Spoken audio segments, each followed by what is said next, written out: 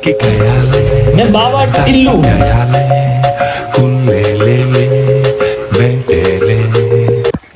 বাড়িতে কেউ আসিস? হ্যাঁ বাবা 50টা টাকা দে, তোর সরকারি চাকরি হবে।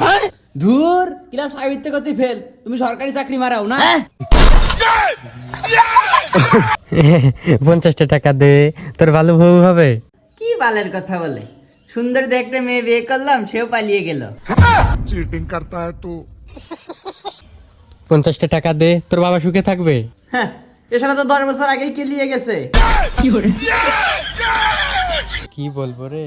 হ্যাঁ, তোকে আশীর্বাদ করে দিলাম বচ্চ, তুই যদি আমাকে 50 টাকা দিস তাহলে তুই স্বর্গবাসী হবি।